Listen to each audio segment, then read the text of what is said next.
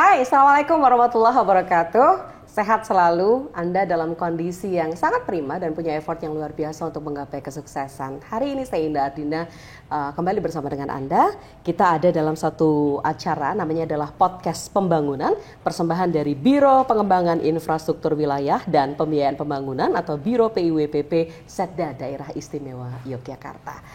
Senang bisa bersama-sama dengan Anda dan bersama dengan tamu-tamu spesial yang hari ini sudah hadir bersama dengan saya Indah Ardina. Bapak Ibu sehat selalu. Sehat. Salam sehat penuh semangatnya. Oke, sehat. Baiklah. Bertemu dengan orang-orang yang penuh energi, vibes-nya positif itu luar biasa ya.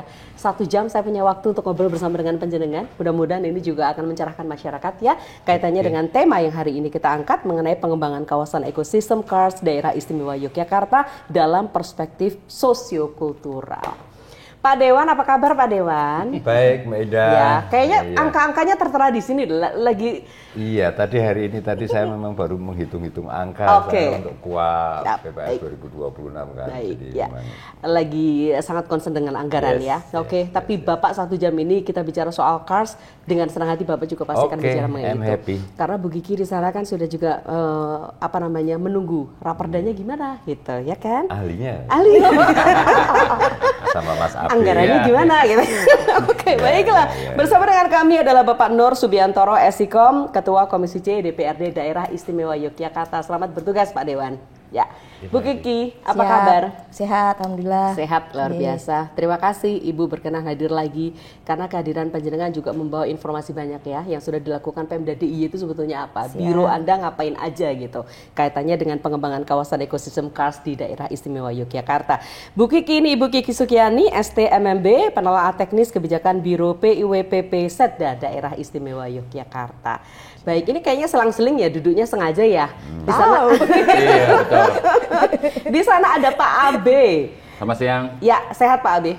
Alhamdulillah. Sehat ya. Sehat. Baik, Bapak. Tapi plat hitam ya Mas, bukan plat kuning. Iya, platnya hitam Pak. Atau plat merah. Bapak sangat sibuk di kampus, tapi terima kasih. Ya. Ini kita sedang ada dalam sebuah forum yang pastinya akan mencerahkan masyarakat ya Pak.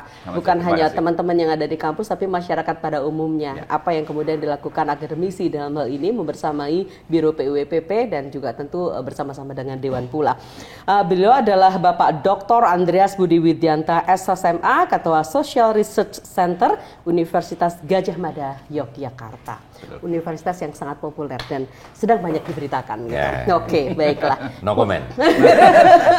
Ngunjuk kopi boleh loh. Oke, baiklah. Kita bicara soal Kars dulu ya. Kita punya 3 segmen dan tentu saja Pak Dewan biarkan menghidupkan radarnya terlebih dahulu. Bu Kiki dan Pak Abe yang akan penghentikan terlebih dahulu. Apa saja kemudian perencanaan yang dilakukan teman-teman di biro. Kemudian akademisi apa? Bapak kan punya riset yang sangat luar biasa gitu. Pasti Bapak akan membersamai Bu Kiki ya. Dalam hal ini representasi dari bironya untuk kemudian bisa mewartakan pada masyarakat. Bu Kiki sudah sampai di tahap apa nih sekarang ini? Saat ini kalau untuk terkait Kars, kami sedang menyiapkan kajian mengenai perlindungan dan pengelolaan ekosistem Kars di DIY. Yang mana di situ kita kalau kemarin yang kita sampaikan, kita kan sudah dari teman-teman bapak-bapak DPRD DIY itu kan mengusung raperda inisiatif mengenai perlindungan pengelolaan ekosistem Kars di DIY. Nah, itu juga kita berkolaborasi. Jadi kami saat ini sudah masuk di tahapan laporan pendahuluan. Nah, yang mana kajian ini kita melingkupi inventarisasi mengenai perlindungan dan pengelolaan Karsnya seperti apa. Nah, nanti ada delineasi kawasannya yang masuk dalam ekosistem Kars itu apa saja. Jadi nanti bicaranya adalah kan ada KBAK kawasan bentang alam Kars di DIY yang sudah ditetapkan menjadi KBAK sesuai dengan Permen 3045 MEM 2014 Permen SDM. Nah, itu ada yang sudah masuk dalam KBAK Gunung Sewu. Namun di DIY juga ada Kars yang belum ditetapkan namun fungsinya tetap sama. Itu juga sebagai bagian dari kawasan Kars di DIY. Nah, berbicara mengenai ekosistem menyeluruh, nah itu kita berbicaranya tidak hanya KBAK yang sudah ditetapkan, tapi sampai ke Kars yang belum ditetapkan. Fungsinya apa? Kita untuk melindungi terkait ekosistemnya. Ada daya, ada makhluk hidup di situnya, di dalamnya ada keanekaragaman hayatinya, keberadaan potensi alamnya, manusianya, sosiokulturalnya, itu semuanya kita kaji di situ untuk memberikan muatan substansi pada saat nanti raperdanya bisa dimasukkan pasal per pasalnya, seperti itu Mbak Indah. Oke, jadi sangat detail sebetulnya ya, dan itu pasti perlu proses ya untuk bisa mewujudkannya. Dalam prosesnya apa yang Ibu bisa sampaikan ke kita? Masyarakat kan perlu juga dibangun awareness-nya ya, jangan sampai pemerintahannya juga lari dengan cepat, tapi masyarakatnya masih terbengong-bengong dengan apa yang dilakukan pemerintah. Nah, baik. Terkait yang sudah kami lakukan selama ini, kalau yang kami ampu itu ya Mbak, kita kan terkait dengan kebijakan. Kebijakan ini kita tidak hanya berpikir tentang ekonomi saja, pengusahanya saja, pemerintahnya saja, tidak. Tetapi kita menyeluruh. Bagian dari kebijakan itu kan semuanya harus terlibat. Masyarakatnya sampai masyarakat terdampak pun kita harus melibatkan. Makanya ini sosiokultural ya? Betul. Jadi kalau dari kami itu sudah terbiasa kita melakukan segala kebijakan itu melibatkan partisipatif dan kolaboratif, semuanya pihak kita masukkan dari Pentahelix ya. Itu ada akademisi, pemerintahnya, media, masyarakat terdampak, LSM, NGO juga itu kita lingkupi untuk memberikan masukan yang bisa membangun untuk muatan apa-apa saja yang kita atur dalam kebijakan untuk dapat misalnya ada sesuatu yang perlu diselesaikan ya kita selesaikan semuanya dan itu berjalan ya terakomodir. Alhamdulillah selama ini kita berjalan dengan baik, bahkan kadang kita ini biro PIWP itu jadi berdiri tengah-tengah gitu Mbak, jadi penyeimbang gitu kan. Kadang ada kebijakan yang kita berpikirnya kok pemerintahnya terakomodir, ternyata masyarakatnya enggak. Nah kalau kita alhamdulillah selama ini kita bisa mengakomodir semuanya. Seperti boleh itu tepuk tangan nggak Bapak? Boleh ya, oke. Artinya kan win-win solution ya, kan kepentingan pemerintah mengatur seperti ini, tapi juga tidak menafikan apa kebutuhan masyarakat, dan masyarakat juga harus diperjuangkan gitu. Makanya ini pijakannya atau kita melihat dari view-nya adalah sosiokultural gitu. Oke, baiklah. Bukan hanya eksekutif yang bicara, sekarang kita ke akademisi dulu. Oke. Untuk sebuah diskusi kita boleh kritis ya. Artinya apa yang kemudian dilakukan teman-teman akademisi, Pak Abe dalam hal ini kan representasi dari itu ya, yang sudah membersamai Bu Kiki dalam hal ini Biro. Apa yang mau disampaikan lebih dahulu Pak Abe? Iya, catatan pertama saya kira poin pentingnya adalah bahwa tadi ngerengkuh ya. Bagaimana seluruh multi stakeholder maupun terutama yang merangkul ya berarti. Merangkul dan seluruh multi stakeholder itu terlibat dalam pembangunan, karena hak partisipatif di dalam pembangunan itu adalah hak seluruh warga negara. Dan saya kira itu poin yang kita bisa masuk diskusi lebih jauh tentang bagaimana ekologi, lingkungan hidup itu menjadi payung kehidupan kita bersama. Dia yang menaungi kita semua. Tanpa itu, dengan kondisi hari ini yang tantangannya luar biasa Mbak Indah, berkaitan dengan bagaimana lingkungan hidup tengah menjadi pertaruhan. Cara bagaimana kita hidup, berpenghidupan, tetapi juga melanjutkan dari generasi peradaban kita sebagai bangsa, itu letaknya di sana. Nah, saya sendiri sebagai ketua di Social Research Center, itu di bawah Departemen Sosiologi, itu memang sudah panjang, punya perjalanan sejarah untuk terlibat di dalam gerakan advokasi lingkungan hidup ya. Catatan ini menjadi penting, saya nggak tahu, ini peristiwa yang barangkali semesta yang sudah mengaturnya, bahwa ini sudah dirancang beberapa waktu lalu. Hanya saja memang riset kami adalah judulnya Advokasi Perlindungan Kars, DIY, itu merespon komersialisasi dan krisis iklim global.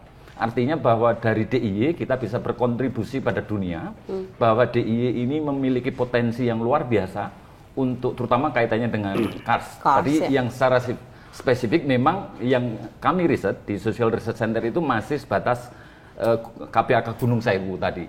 Padahal di DIY kan ada beberapa spot Kars yang sebetulnya potensinya sama ekosistemnya. Hanya saja kami risetnya di sana.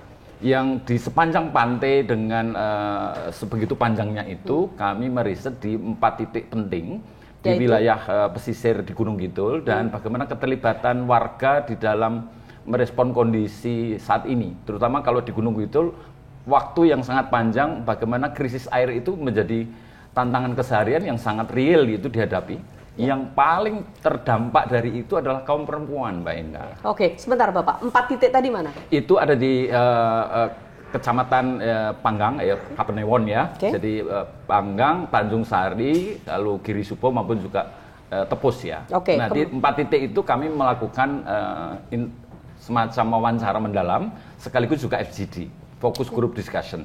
Jadi bagian yang juga kita ingin melihat bahwa mereka punya cara bagaimana secara kultural mereka punya local knowledge atau pengetahuan lokal di mana sebetulnya Kars itu adalah bagian dari keluarga mereka. Oke. Ekosistem Kars ini adalah perjalanan panjang dari satu generasi ke generasi lain itu mereka terlibat bahkan secara spiritual, secara kultural, secara sosial, secara emosional bahkan sangat psikologis ya. Dimensi ini yang kemudian tadi ketika tantangannya adalah soal kelangkaan air. Bagaimana air ini adalah menjadi sumber penghidupan bagi seluruh ekosistem, seluruh makhluk hidup, tentu saja manusia hanya salah satunya ya. Ya. Tentu ada makhluk hidup yang lain, tentu saja. Okay. Nah, organisme ini mesti bekerja bersama-sama secara simbiose, mutualisme, di mana ketika manusia ini terlalu dominan menentukan soal kebutuhannya sendiri tanpa berpikir organisme hidup yang lain, itu adalah bentuk kolonisasi, bentuk penjajahan atas organisme hidup yang lain, termasuk dirinya sendiri nanti. Nah, pada saatnya ya? Pada saatnya, karena sebetulnya menimbulkan dampak kerusakan lingkungan yang justru akan berbalik, itu justru bagian dari melemahkan ketahanan bagaimana mereka punya penghidupan, punya survivalitas untuk keluarganya terutama. Ini akan terancam juga. Maka dimensi yang tadi nampaknya Kars, apa hubungannya Kars dengan manusia? Sangat, karena sebetulnya hubungan kosmologis karena kosmologi berarti kita itu dimensi dari yang spiritual, yang bahkan ekologis tadi, lingkungan hidup, maupun juga kehidupan manusia itu sendiri. Itu kesemestaan itu, keseluruhan ini bagian dari yang tak terpisahkan satu dengan yang lain. Nah, dimensi itu sudah ada, mereka punya cara bagaimana misalnya merawat. Ini empiris ya, Pak? Empiris. Bagaimana cara mereka mengemunah, ya, cara bagaimana mereka memelihara sumber-sumber mata air, itu dengan cara-cara yang sangat spesifik. Di beberapa tempat menunjukkan berbeda-beda nggak berbeda-beda tentang bagaimana merawat sumber-sumber mata air itu sendiri.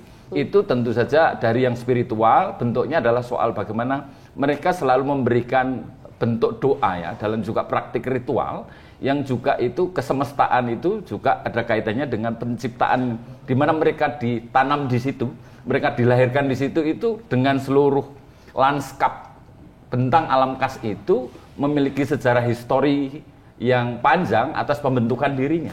Maka cara mereka berterima kasih adalah bagian dari bagaimana mereka juga memetri dengan cara misalnya melakukan sesaji, melakukan ritual-ritual yang itu sebetulnya bukan menyembah berhala. Jadi tidak ada hubungannya tentang menyembah berhala dan tidak di situ. Tetapi bentuk keberterima kasihan mereka atas penghidupan yang mereka dapatkan, sumber mata air yang tidak pernah asap misalnya.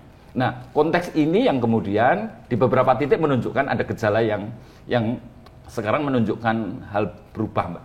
Jadi beberapa misalnya telaga di Gunung Kidul banyak sekali tersebar di sepanjang itu, tetapi ada bentuk kebijakan top down yang kemudian harus dilakukan semainisasi semuanya.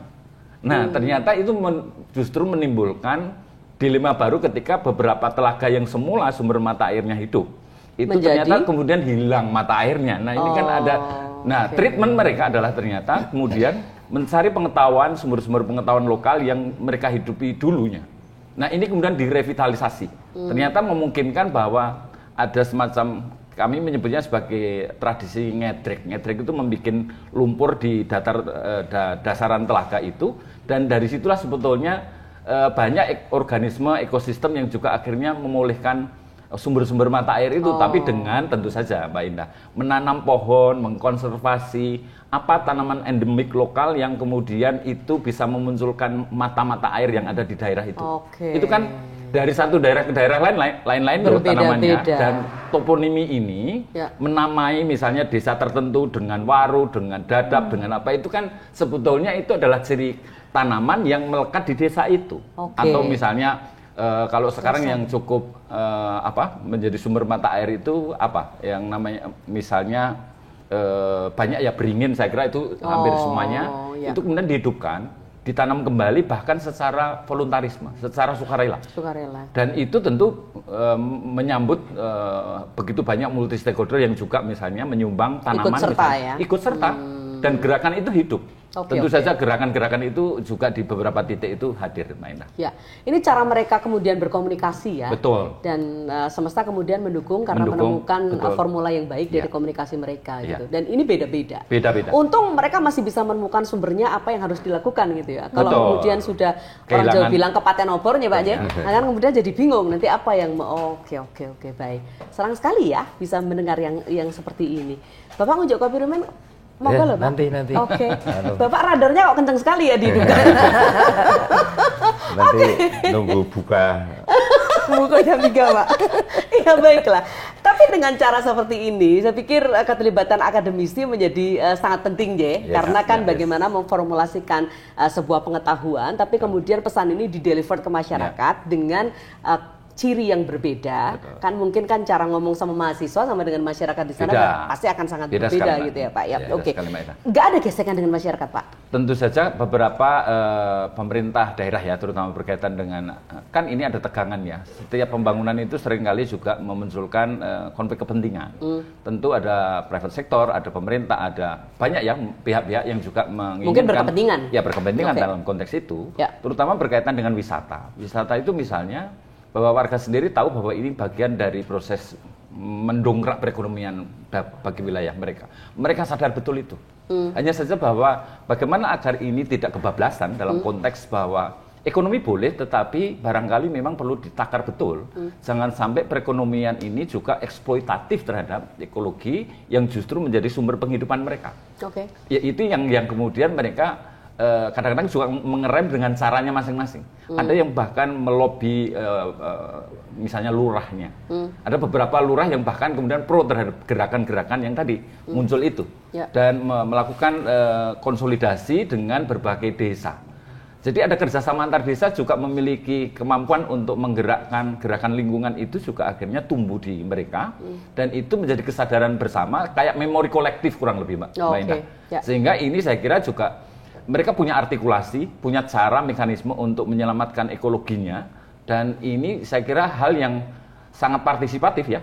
Dan itu barangkali yang nanti baik ketika tadi Mbak Kiki menceritakan bahwa ada kars di beberapa titik yang belum masuk kawasan tentang alam, kars yang harus dilindungi. Nah, barangkali ketika kemudian tadi cerita bahwa ini akan dibuat regulasi ke depan berkaitan dengan itu, saya kira warga pasti juga akan punya rasa senang ya bahwa mereka juga punya kawasannya bisa dilindungi. Ini yang lalu kemudian menghadirkan ada semacam politik harapan bagi warga sendiri bahwa ke depannya mereka bisa bersama-sama memikirkan tentang ekosistem mereka itu. Boleh jadi memang yang lestari itu seperti apa, yang memungkinkan mereka tetap tidak kehilangan jati dirinya, tapi sekaligus juga bisa menghidupi sekian banyak, terutama kaum mudanya, Mbak Indah ya. Ada beberapa hadirnya wisata tadi sebetulnya menghadirkan beberapa pekerjaan-pekerjaan bagi kaum muda untuk kembali ke desa. Tetapi memang itu juga seringkali juga menimbulkan tantangan tersendiri ya dalam kelompok usia ini, kelompok yang sepuh, yang muda, yang perempuan, dan anak-anak ini kan beberapa kelompok ini ada yang juga memiliki perbedaan kepentingan ya. Tapi bahwa mereka saling berdialektika, bahwa mereka berembuk, berdialog, termasuk juga di dalam bagaimana musrenbang itu dirembukkan, begitu banyak artikulasi ini juga harus diwadahi, dan ini bagian yang juga secara dialogis itu hadir. Itu dan hadir. Harus dilewati. Dan justru harus dibagi, harus ditempuh, dan harus dirangkul sebagai bagian dari bahwa mereka punya perhatian loh, mereka punya concern, mereka juga peduli tentang dirinya dan lingkungan sekitarnya maupun juga masyarakat banyak, karena itu untuk kemaslahatan banyak orang gitu. Ya, baiklah. Itu yang kami temukan di dalam riset yang saya kira ini masih dalam formulasi Mbak Indah. Nah, barangkali mereka nanti kedepannya akan juga bersama-sama secara khusus rekomendasi mereka apa? Nah, ini kami belum sampai di itu. Tetapi bahwa ini kami ongoing kesana. Tapi yang pasti tadi Bapak sudah katakan bahwa partisipasi masyarakat ini kan dilindungi ya. Dan itu bisa kemudian dijadikan masukan untuk teman-teman eksekutif, dan dalam hal ini nanti kan dewan yang akan sukses secara peraturan dan sebagainya. Yang tok gerek-gerek itu bagian dewan Pak. Yang tadi kan mengemonah dan sebagainya itu Bapak. Pak tadi apa yang lumpur? Ngedrek itu ya menginjak-injak. Kalau dulu kan telaga itu diinjak-injak oleh sapi ya. Ya. Nah sepertinya ada lubang-lubang yang kemudian justru tercipta secara alamiah dan boleh jadi akar tidak mati ya. Tapi kalau semen kan kemudian terpatahkan. Sekarang siapa yang menginjak-injak? Warga. Jadi warga perempuan, laki-laki semua bercampur, kaum muda, kaum tua. Yang punya concern yang sama perlindungan itu lalu mereka melakukan gerakan itu dan itu masih baiklah bergerak terus-menerus. Ada satu kata Pak, ngedrek gitu. Oke, baiklah. Kalau boyo eloro iso. Oke, kita nanti ngobrol lagi ya. Sama di break dulu sebentar, nanti kita diskusi lagi kaitannya dengan apa sudah disampaikan Pak Abi tadi. Pasti menarik ya. Bu Kiki kan juga mengkolek itu gitu, sehingga nanti bisa diwujudkan dalam sesuatu yang sangat bermanfaat bagi masyarakat. Tetap di tempat Anda, kami kembali sesudah jeda pada wara berikut ini, masih dalam sebuah podcast pembangunan.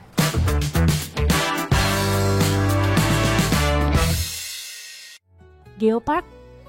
Apa sih Geopark itu? Lalu, di Geopark Jogja ada apa aja? Yuk kita bahas. Dalam bahasa Indonesia, Geopark diartikan sebagai taman bumi, yaitu konsep pengembangan kawasan secara berkelanjutan yang memiliki warisan geologi, keanekaragaman biologi, dan keragaman budaya yang dikelola secara bersama-sama untuk menyejahterakan masyarakat lokal dengan tetap menjaga kelestarian lingkungan. Di daerah istimewa Yogyakarta, terdapat 2 geopark, yaitu Gunung Sewu Global Geopark segmen Gunung Kidul dan Geopark Jogja. Apa saja kekayaan alam yang ada di Geopark Jogja? Geopark Jogja memiliki situs yang tersebar di Kabupaten Sleman, Bantul, Kulon Progo, dan Kota Yogyakarta. Terdiri dari 15 geosite, 5 biosite, 4 cultural site, dan 36 geodiversity site. Setiap wilayah kabupaten di DIY memiliki keunikan batuan dengan kekhasan alamnya masing-masing. Teman-teman dapat mengetahui informasi lebih detail mengenai setiap situs dengan mengunjungi website Geopark Jogja di geoparkjogja.jogjaprof.go.id.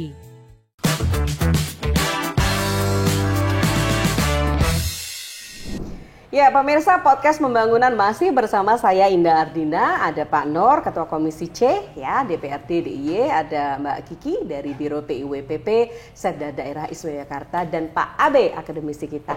Satu sesi sudah terlewati dan rasanya seperti apa ya sedang dibawa tadi, Bapak kan 4 titik di guru gitu ya Pak ya, jadi kita bisa OIO, ternyata banyak hal yang benar dilakukan teman-teman kita ya, yang concern dengan masalah ini. Melihat dari sesuatu yang baik, ternyata ini bukan hanya kemudian pemerintah yang repot untuk mengatur dan sebagainya, justru warga punya sense of belonging yang sama untuk mewujudkan itu menjadi sesuatu yang baik dan sama-sama melindungi kars kita ya.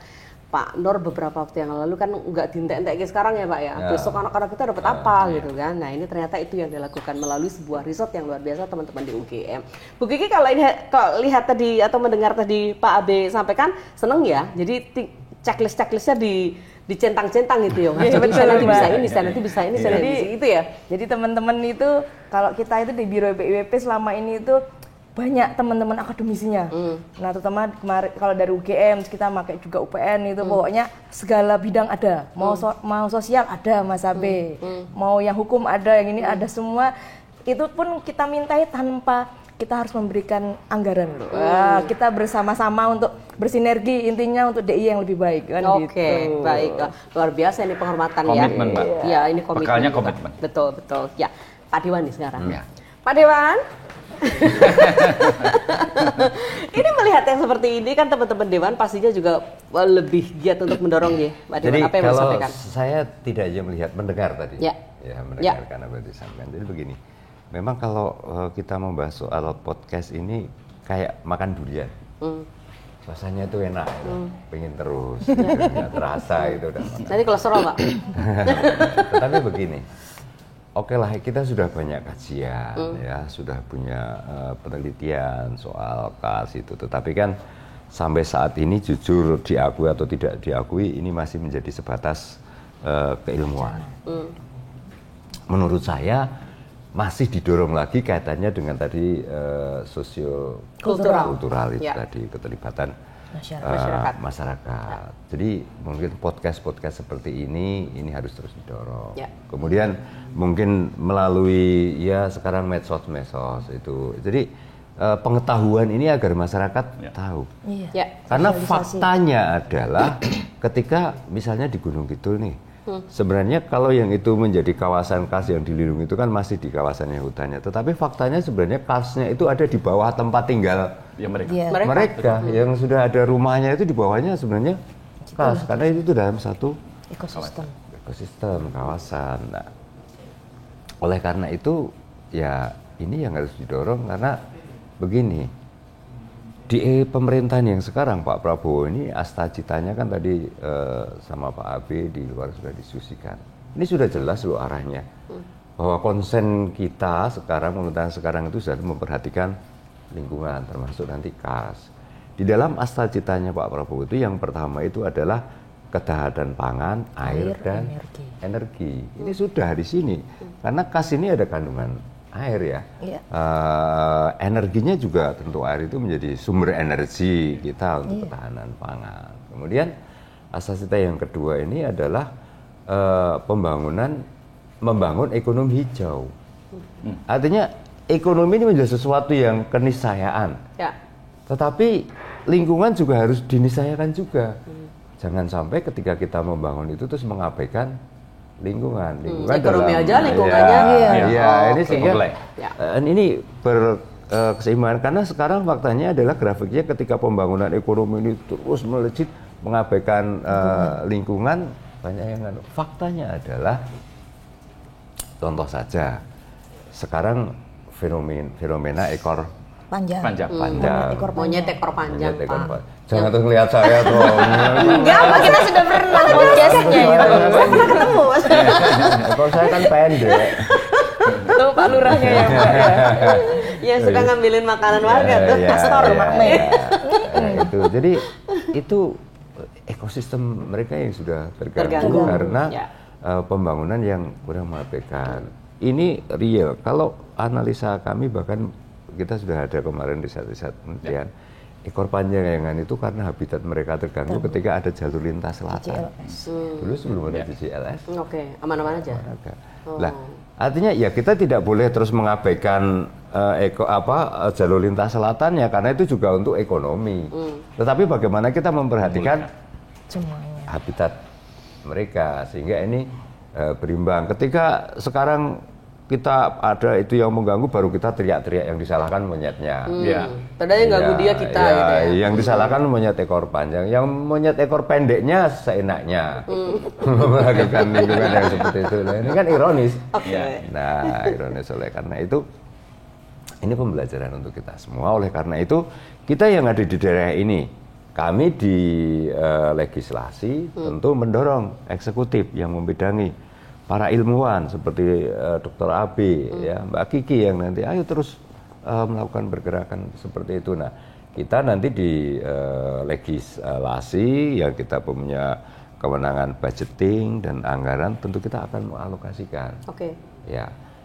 Ya, kalau sekarang memang kemampuan kondisi keuangan kita memang baru, tetapi kan masih panjang yang harus kita lakukan, karena kita hidup tidak hanya untuk besok, minggu depan atau bulan depan. Kita masih ada beberapa generasi untuk anak cucu kita.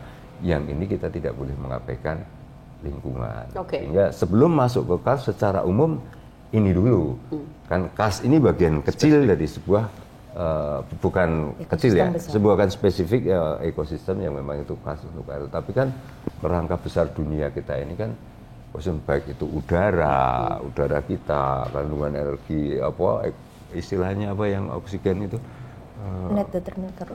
Ya, itu kan harus kita jaga juga. Gitu. Baiklah. Tapi artinya Dewan concern dalam hal ini untuk mendorong teman-teman ya, bukan hanya mendorong tapi justru ikut serta di dalamnya. Karena yang menjadi concern kita, komitmen kita tidak hanya untuk kita sekarang, tapi untuk anak cucu kita besok yang akan datang. Baiklah.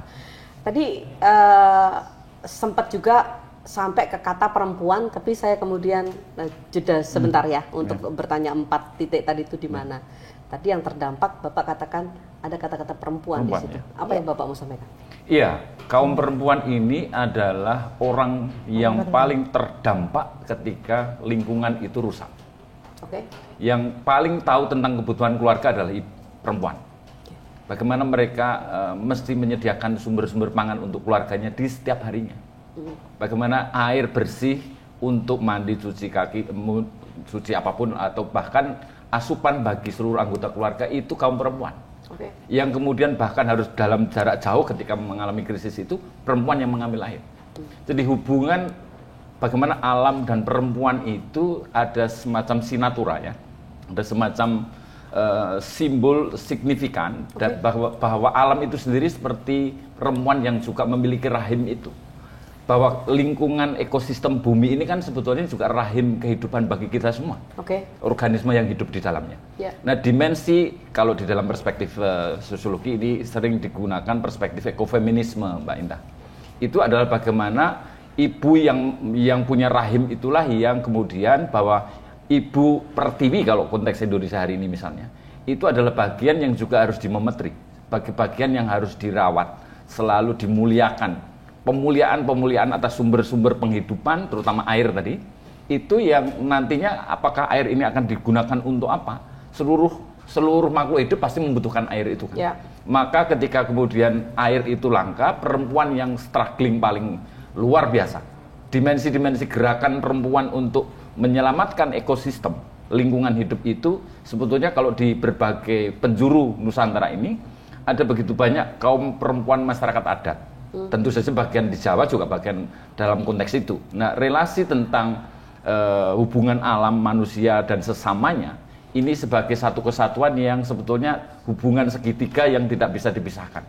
Artinya manusia, alam dan juga ekosistem hidup ya yang berada di dalam satu kawasan spesifik termasuk Kars tadi itu adalah bentuk dari hubungan kosmologis yang harus hati-hati di dalam pengelolaan pembangunan. Bagaimana mereka juga sebetulnya kalau kemudian bisa dikatakan yang bisa menyuarakan tentang alam itu sendiri sebetulnya adalah kaum perempuan itu sendiri. Maka gerakan-gerakan di berbagai tempat kalau kita melacak Mbak Indah, seluruh gerakan itu sebetulnya yang paling di garda terdepan untuk melakukan pembelaan atas berbagai perusakan alam itu adalah kaum perempuan. Itu nggak bisa dinafikan dan gerakan di Gunung Kidul ini juga sama. Tentu saja kaum perempuan di garda terdepan. Hanya saja mereka seringkali di dalam pembangunan bahkan seringkali di nomor 2 kan bukan? Nah konteks ini yang kemudian justru dalam konteks riset kami kemarin ini kita mendapati bahwa gerakan perempuan ini yang paling memiliki daya resiliensi kita menyebutnya. Semacam daya kemampuan untuk bertahan dan terus-menerus memperjuangkan apa yang mereka inginkan, mereka harapkan. Dan itu bagian dari artikulasi politik ekologis kaum perempuan di berbagai tempat di Indonesia itu. Jadi kurang lebih bahwa artinya kita semakin mesti sadar betul bahwa perempuan ini adalah di garda terdepan bagaimana mereka merawat lingkungan hidupnya, merawat dirinya, merawat keluarganya dan ekosistem sekitarnya, termasuk di pekarangan. Nanti bagaimana bahkan ketika siapa yang paling dekat berkaitan dengan Rojokoyo kalau di dalam konteks Jawa. Rojokoyo itu adalah biasanya hewan piaraan.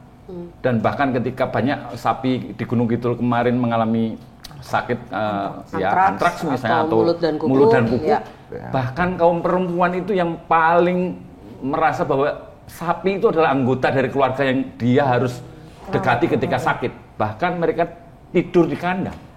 Itu fenomena yang sangat biasa di Gunung Kidul sampai saat ini. Tentu saja artinya betul-betul dia membela apa yang dia yakini sebagai sesuatu yang berkontribusi pada hidupnya itu dia libati dengan sepenuh hati. Itu yang selalu kemudian kata merengkuh penuh dengan welas asih Mbak. Kata itu menjadi sesuatu yang sangat sakral ya. Jadi bukan sesuatu yang ngawang-ngawang, itu praksis kehidupan keseharian perempuan di Gunung Kidul. Tentu saja saya juga bukan hanya di Gunung Kidul, di banyak tempat. Karena saya juga melakukan Jogja pada umumnya terus begitu Pak? Saya kira masih sama. Artikulasi itu kalau yang berkaitan dengan suara alam, kaum perempuan jauh lebih memiliki kepekaan untuk bagaimana alam ini dan awareness-nya mungkin lebih tinggi ya? Yes, betul. Maaf loh Pak Dewan, kebetulan kita yang perempuan. Kok jadi gitu ya? Jadi sensi.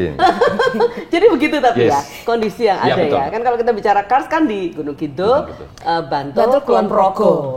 Itu sama ya? Kurang lebih sama seperti itu. Sama. Oh, ya. Di banyak titik di Indonesia bahkan juga begitu. Oke. Baiklah, kita perempuan loh Mbak Kiki. Kok terus gitu? Iya. Oke. Dari hasil itu apa yang kemudian dikerucutkan? Seperti apa yang Bapak kemudian sampaikan ke Bu Kiki dan kawan-kawan dan Pak Dewan sebagai fasilitator? Saya kira mumpung ada dua tokoh kita, ini juga bagian dari saya sebagai peneliti menyampaikan suara mereka itu sebetulnya adalah bagaimana pemerintah juga merekognisi atau memberikan pengakuan atas upaya-upaya sadar masyarakat secara partisipatif ini, dan saya kira formulasi kebijakan dan regulasi ya, bagaimana perlindungan ini selain memang mereka melindungi sumber-sumber ekosistem penghidupan untuk penghidupan mereka, baik yang tua sampai yang muda barangkali, syukur-syukur agar warga di Gunung Kidul juga tidak perlu harus melakukan urbanisasi ke kota. Barangkali memang ini yang harus kita pikirkan bersama. Nah, dengan adanya perda yang mungkin nanti akan muncul dan juga dilibatkan sekian banyak aspirasi warga ini nanti, saya kira ini yang juga ditunggu-tunggu. Saya tadi mengatakan bahwa ini boleh jadi kita menyatakan sebagai politik harapan, andai kata bahwa Jogja bisa menjadi pionir di dalam ekonomi hijau. Itu tentu harapan yang kita semua akan bisa berbahagia dan berbangga atas bahwa DIY ini adalah daerah istimewa yang boleh jadi akan menjadi contoh, role model untuk ekonomi hijau, untuk ekonomi yang lestari ke depan. Dengan berbagai kekayaan ekosistem, mari kita pikirkan bersama-sama bahwa ada keseimbangan antara bahwa kita memang tidak bisa hidup tanpa ekonomi, tetapi bahwa naungan hidup tadi sebagai sumber penghidupan kita bersama tentu harus kita rawat, kita lindungi, kita kemonah, kita rawat dengan penuh welas asih. Tentu saja hadirnya perda ini ditunggu. Saya kira bagian itu yang mesti disampaikan ya. Iya. Mungkin secara langsung mereka tidak mengatakan sebuah perda, betul, tapi harapannya kurang lebih begitu. Karena memang membutuhkan jaminan untuk proteksi, Mas. Itu yang artinya tidak boleh diganggu gugat barangkali, karena itu yang mereka butuh jaminan kepastian. Tentu saja agar hak-hak mereka juga terlindungi ya. Baiklah. Iya. Komentarnya Pak Dewan? Jadi kalau pemerintah itu melakukan apapun harus ada regulasi, ketentuan. Oleh karena itu memang baru sekarang ini bukan ya tidak ada terlambatnya ya, memang kita baru akan membuat regulasi itu yang nanti bisa mengarah apa yang diharapkan oleh para ilmuwan. Karena diharapkan dengan adanya perda itu tentu nanti terus kemudian diikuti dengan pergub, peraturan gubernur. Yang akhirnya ketika sudah ada pergub, tentu alokasi anggaran itu pun bisa mengarah. Sehingga ada dasarnya. Ketika kita, karena sekarang kita juga harus hati-hati. Mengalokasikan anggaran itu sekarang itu uang mengikuti program, bukan program mengikuti uang. Ada program kegiatannya dulu baru kita bisa menganggarkan. Oleh karena itu ini yang kita harapkan, sehingga harapan kami begini, Pak Doktor. Tadi kan yang disampaikan spesifik hanya mungkin perempuan yang dominasi. Bukan kami sensi karena aku laki-laki ya, tetapi memang harapan kami jangan hanya orang per orang. Ini para ilmuwan sudahlah, perguruan-perguruan tinggi sudah bergerak begitu. Tetapi kelompok-kelompok masyarakat ini juga perlu harus didorong. Kelompok-kelompok masyarakat, organisasi-organisasi kepemudaan untuk bisa kita arahkan untuk bisa memahami kas, lingkungan, sehingga mereka bisa menjaganya. Kalau mereka tidak paham, tidak ngerti, bagaimana dia akan melakukan sesuatu. Nah, ini yang tentu harus keroyokan, tidak bisa apple to apple. Nah, ini harus bersama-sama. Baiklah. Jadi secara ilmu digarap, secara sosial, secara budaya dan sebagainya mereka harus aturan itu ditegakkan ya. Dan dibuat untuk bisa memberikan harapan yang baik bagi mereka. Bukan hanya sampai titik ini, tapi yang akan datang dan sebagainya. Dan mudah-mudahan memang Jogja bisa jadi pionir ya Pak untuk tadi ekonomi hijau dan lain-lain. Insya Allah. Mbak Kiki, apa yang mau disampaikan tadi, tanggapan dari yang disampaikan Pak Abi? Baik, terkait dengan pengelolaan kars ya Mbak ya. Ini juga kami itu yang kebetulan yang kami ampu ini dari tahun 2022 konsen terus dengan kars, terus sampailah ini terbit, kita bisa mengusulkan sampai raperda inisiatif ini juga prosesnya panjang gitu ya.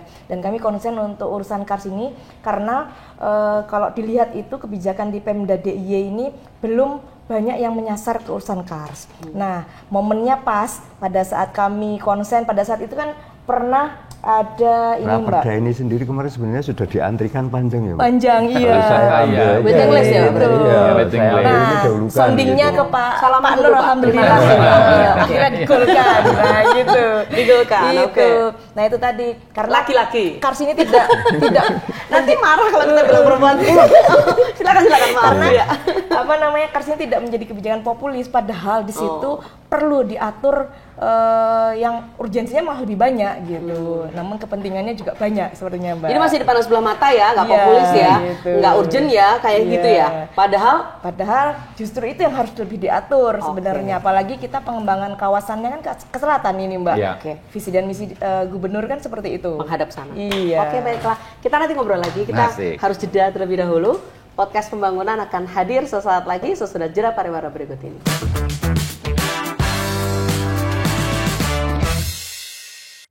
Geopark? Apa sih Geopark itu? Lalu, di Geopark Jogja ada apa aja? Yuk kita bahas. Dalam bahasa Indonesia, Geopark diartikan sebagai taman bumi, yaitu konsep pengembangan kawasan secara berkelanjutan yang memiliki warisan geologi, keanekaragaman biologi, dan keragaman budaya yang dikelola secara bersama-sama untuk menyejahterakan masyarakat lokal dengan tetap menjaga kelestarian lingkungan. Di daerah istimewa Yogyakarta, terdapat 2 geopark, yaitu Gunung Sewu Global Geopark segmen Gunung Kidul dan Geopark Jogja. Apa saja kekayaan alam yang ada di Geopark Jogja? Geopark Jogja memiliki situs yang tersebar di Kabupaten Sleman, Bantul, Kulon Progo, dan Kota Yogyakarta. Terdiri dari 15 geosite, 5 biosite, 4 cultural site, dan 36 geodiversity site. Setiap wilayah kabupaten di DIY memiliki keunikan batuan dengan kekhasan alamnya masing-masing. Teman-teman dapat mengetahui informasi lebih detail mengenai setiap situs dengan mengunjungi website Geopark Jogja di geoparkjogja.jogjaprof.go.id.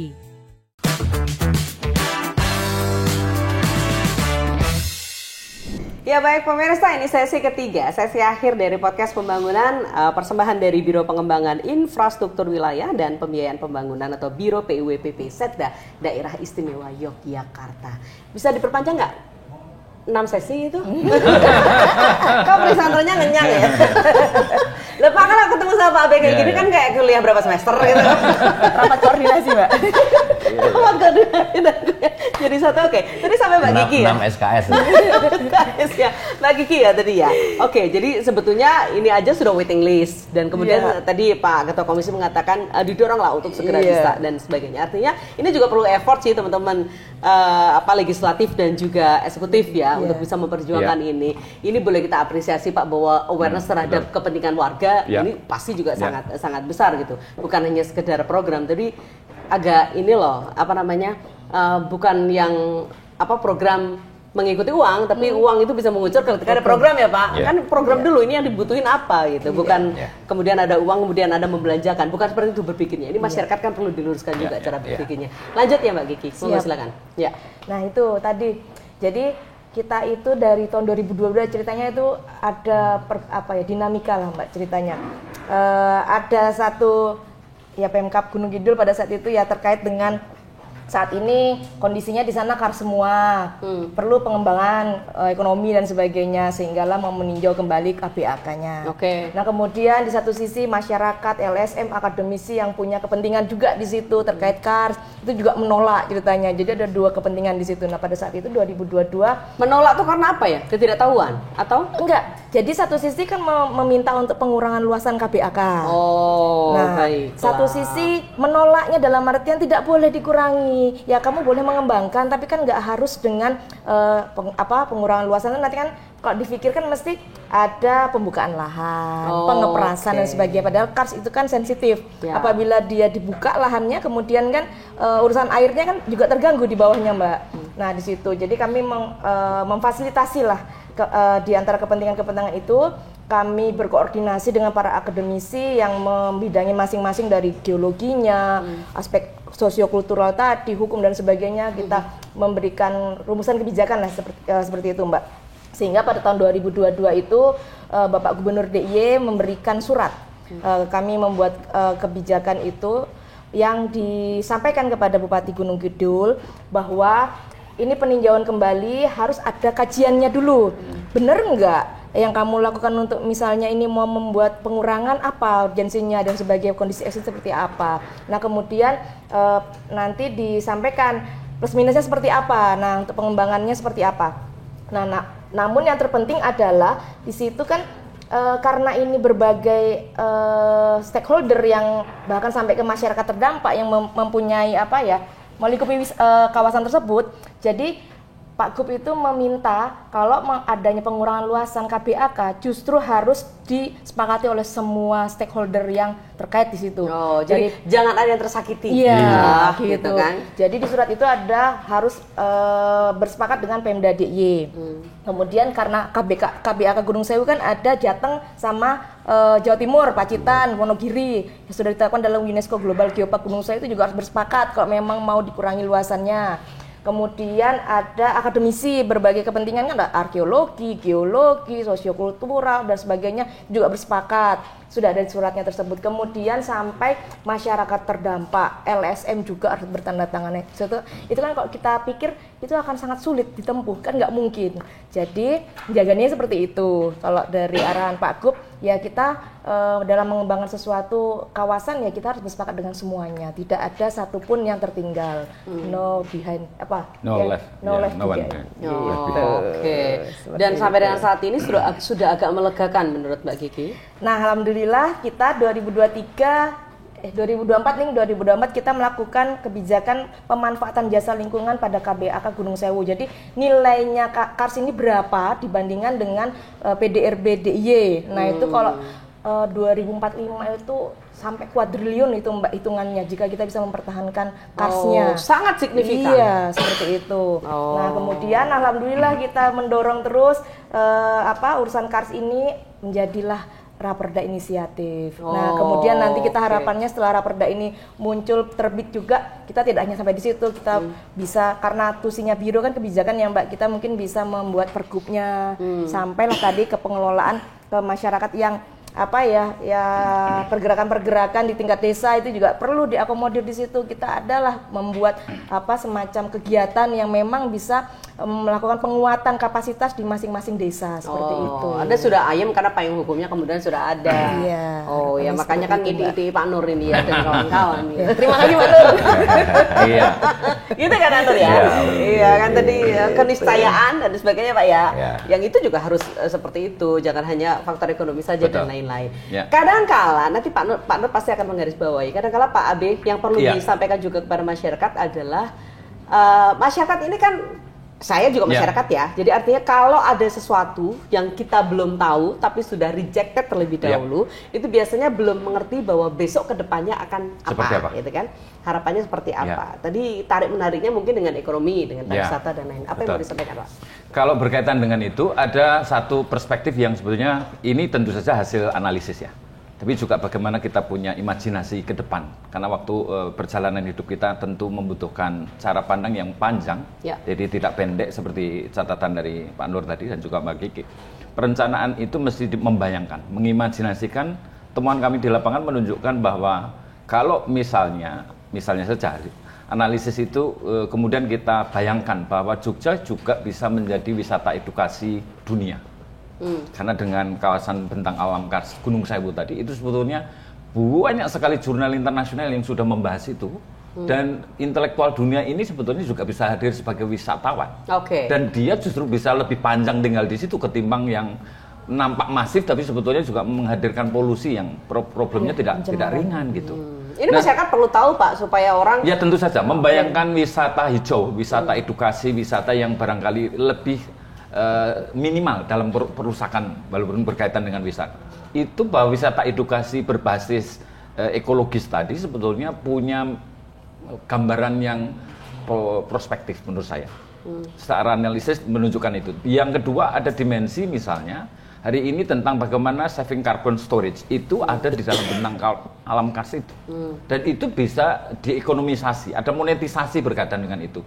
Hari ini rezim dunia tengah melakukan itu. Nah, apakah ini juga sudah disosialisasikan ke warga? Tentu barangkali beberapa elit intelektual ataupun birokrasi atau dewan itu sudah mendengar, tetapi warga juga belum tahu. Nah, situasi ini artinya bahwa pengetahuan lokal itu juga harus dikoneksikan bahwa pemikiran dunia tengah melakukan pelestarian, perlindungan, konservasi untuk serapan karbon agar pemanasan kaca ini, krisis iklim tadi itu tidak semakin ekstrim hari ini. Nah, situasi ini sebetulnya ini juga bisa menjadi sumber ekonomi bagi pemerintah daerah di Gunung Kidul ataupun DIY secara keseluruhan.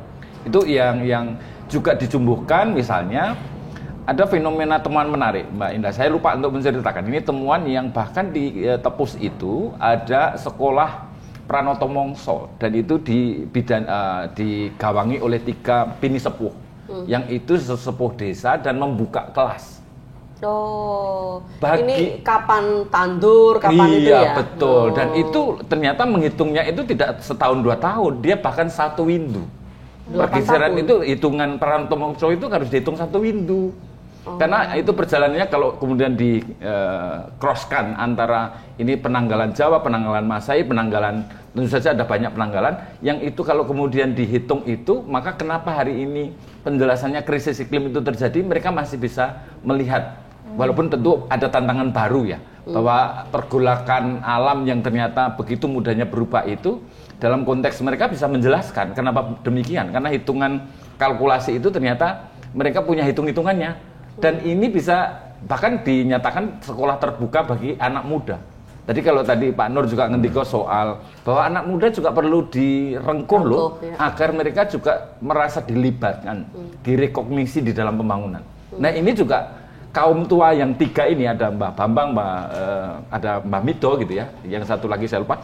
Tapi bahwa itu juga bisa menjadi inisiatif pengetahuan lokal yang juga bisa menjadi pengetahuan bersama. Dan itu bisa menjadi memori kolektif untuk penyelamatan, konservasi, bahkan juga dalam menghadapi menantang zaman yang menarik dalam krisis iklim. Pak Dokter, itu kaitannya dengan itu yang Pranoto Mongso, apakah itu juga kan seperti hari ini katakanlah hari ini. Kan kalau hitungan Mongso sekarang ini musim kemarau. Ya. Tapi kemarin hujannya luar biasa. Betul, nah, ini kan kalau kita menggarisbawahi, ini bukti bahwa alam kita itu sudah rusak. Nah, ini bukti alam kita rusak. Terhadap ini apa ya masih bisa kalau itu kan masih relevan tidak itu ya. Nah, treatment yang mereka lakukan misalnya salah satunya adalah ngawawu. Ngawawu itu adalah tradisi menyebar abu. Agar ternyata abu itu gunanya untuk apa kan kita nggak ngerti. Tapi kalau untuk intelektual yang itu bisa menjelaskan unsur-unsur kimia di dalam partikel abu itu sebetulnya untuk menyerap asam, bukan? Oh, jadi sehingga bisa mendatangkan hujan. Iya, artinya tidak demikian juga. Ada tanah bisa recovery ketika kemudian iklim menjadi tidak menentu seperti ini. Nah, situasi termasuk juga misalnya 2 tahun lalu sepertinya, kalau nggak keliru ada 8 bulan kemarau panjang di Gunung Kidul, dan itu juga bisa berdampak sangat serius bagi sumber-sumber pangan tadi yang berkaitan dengan sumber energi, sumber pangan. Artinya bahwa kalau kemudian mereka punya kemampuan pengetahuan lokal untuk mentreatment bagaimana tanaman bisa tumbuh, bisa berkembang di masa-masa krisis seperti itu. Nah, itu artinya kan memang kita juga perlu menangkap bahwa pengetahuan lokal itu bukan berarti tidak berlaku lagi karena sudah obsolete, sudah kuno, enggak. Bahwa mereka juga pembelajar, 3 orang pembelajar yang sudah sepuh ini tengah ingin menurunkan ilmunya kepada generasi muda. Hanya saja memang yang terpanggil nggak banyak, Mbak Indah. Tapi bahwa mereka terbuka, siapa saja yang mau itu belajar datang, belajar. Dan itu mereka, bukan hanya teman-teman Gunung Kidul ya? Tidak hanya, justru dari luar kebanyakan ya. Gunung Kidulnya malah kemudian tidak. Iya ya, Pak. Iya, tidak banyak. Pranoto Mongso panen di center misalnya gitu. Iya. Kapan hujan, kapan ini kan musim ini. Pranoto Coro. Pranoto Coro. Pranata acara. Semuanya ada tatanannya. Nah, ini para penghitung waktu ini mereka luar biasa. Ini menggelitik ya. Sebelum kita ngobrol di Kars, itu tapi banyak melesetnya atau banyak benernya, Pak? Tentu saja kalau dalam konteks lokal, jadi begini, Mbak, Pranoto Mongso itu tidak semua tempat sama lalu general seperti BMKG. Enggak. Sungguh-sungguh itu sangat lokal. Bahkan bergeser jengkal beberapa wilayah itu berbeda. Tentu karena barangkali berkaitan dengan arah angin, bagaimana kondisi tanaman, kontur ekosistem dan segala macamnya berpengaruh ya. Ya, itu tentu saja kemudian lalu memang berarti sangat lokalan gitu. Ini Pranoto Mongso itu berarti ada coverage area. Coverage area, betul sekali Mbak Edi. Saya sepakat. Begitu ya? Betul. Baik. Pak Dewan, ini ketika kita ngobrol seperti ini, itu kadang-kala kita memandangnya, kita sering ngobrol soal cars ya, tapi kan kita bisa ada di beberapa hal yang kemudian melingkupinya. Justru ini menjadi masukan yang penting ya bagi Bapak dan Mbak Kiki gitu, untuk kemudian bisa mewujudkan apa yang dicita-citakan. Artinya perda itu kemudian ada, nanti ada pergub, ada program-program untuk pemberdayaan masyarakat di sana, dan sebagainya. Poin penting yang Bapak ingin sampaikan ke Pak Dewan supaya perda ini segera ada, menopo Pak? Iya, saya kira rekomendasi. Senang sekali siang ini bertemu dengan Pak Nur, ini yang kesekian sebenarnya. Kemarin juga pernah hearing dan juga bahkan berdiskusi ya, juga dengan Pak Kiki. Saya kira ini bagian yang ideal, bahwa ke depan Yogyakarta terutama sebagai role model Indonesia untuk menjadi ekonomi hijau itu, saya kira dari Jogja kita mulai. Dengan keistimewaannya kita layak untuk menyandang bahwa inilah role model terbaik untuk ekonomi hijau yang barangkali kita bisa menjadi yang perdana untuk menginisiasi itu. Dan sehingga ini juga bisa membawa semacam kesejahteraan yang sumrambah, yang menyebar untuk kemaslahatan banyak orang. Kesejahteraan itu yang sebetulnya dijanjikan di dalam konstitusi Undang-Undang Dasar kita. Dan saya kira itu suara-suara yang barangkali nampak lamit-lamit nggak terdengar, melalui kami menyuarakan. Tentu itu bagian dari komitmen intelektual yang mesti berpihak. Sehingga ilmu itu ya, tentu ilmu itu harus objektif dalam takaran tertentu, tetapi dalam konteks keberpihakan tentu kita harus mendengarkan mereka yang terutama paling marginal, paling tersingkirkan, paling tidak diperhitungkan. Dan saya kira saya bertemu dengan sosok-sosok yang mampu untuk mengartikulasikan itu dan menangkapnya sebagai bahan untuk merumuskan kebijakan yang arif dan bijak. Dalam pengertian kebijakan ya memang harus bijak. Tentu Pak Nur dan Mbak Kiki ini adalah bagian dari proses itu. Dan kami senang. Luar biasa. Terima kasih banyak. Monggo tanggapannya Pak Dewan. Jadi yang perlu dipahami bahwa memang ini kan tidak bisa dilakukan oleh sendiri-sendiri ya. Ini artinya ilmuwan sendiri, kemudian eksekutif, kami legislatif juga. Ketika itu bisa bersama-sama, maka tentu saling isi ya. Kita butuh ilmuwan untuk menerjemahkan ini loh. Terus kemudian nanti bagaimana eksekutif ini nanti mengimplementasikannya. Oh begini, sehingga nanti bersama-sama kami mendorong dengan regulasi dan kapital anggaran yang ada di kita. Karena itu juga tidak bisa lepas dari anggaran untuk ada penelitian, kemudian mungkin sosialisasi penyampaian info-info ini ke masyarakat, sehingga nanti peran serta masyarakat itu yang justru lebih kita dorong ke situ. Keterbatasan pemerintah, Mbak Kiki di OPD-nya hanya berapa orang? Iya betul. Pak Dokter kan di kampus ya. Yang di lapangan ini yang mereka sehari-hari ini yang harus kita justru itu menjadi sasaran kita untuk bisa kita dorong itu. Mudah-mudahan banyak pihak kemudian yang ikut bersinergi ya Pak. Amin. Ya, supaya bisa mendorong ini. Dan gini, agar tadi sepakat, ini sebenarnya seksi sekali kalau kita dunia terhadap ini. Jadi bagaimana kita bisa mengemas sebuah semacam proposal ya. Proposal dulu. Ini daerah ini komitmen seperti ini.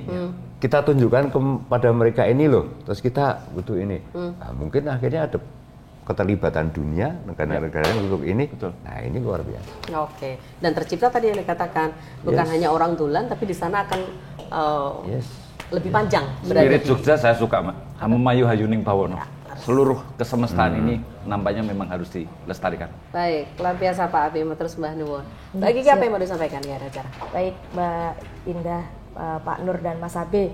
Jadi kita nih sudah membahas tentang KARS beberapa kali gitu ya. Namun kalau dari kami itu ada hal yang utama sebenarnya terkait pengelolaan KARS ini. Kalau di tingkat DIY itu yang benar-benar mengelola itu siapa? Itu belum ada. Nah itu perlu dilingkupi nanti itu Pak di raperdanya atau siapa sih? Pak karena pada Batin bukannya penjenengan itu. Kalau secara kajian-kajian sudah kami lakukan, tapi kalau secara kelembagaan yang memang benar-benar mengurusi hal itu belum ada. Siapa? Kan di OPD itu di sini kan ada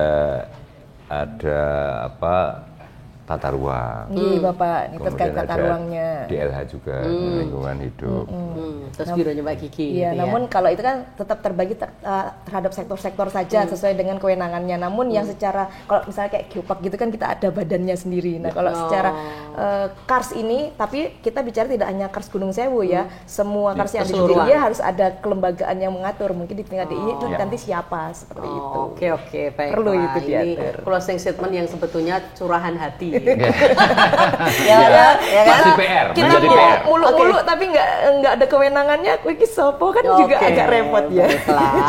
Terima kasih Pak Kiki. Pak Abe, ada closing statement yang mau disampaikan? Harapan untuk masyarakat mendukung? Ya, saya kira siang ini momen yang saya kira penting ya. Dan saya kira pesan ini semoga juga menjadi catatan kita bersama. Kita tahu persis bahwa pemerintah kadang-kadang memang berada di ujung tanduk menentukan kebijakan ini. Tetapi bahwa saya kira dengan seluruh kearifan yang kita punya, dengan spirit Hamamayu Hayuning Bawono dari Jogja itu sebetulnya memetri pesan yang sangat kuat ada di sana.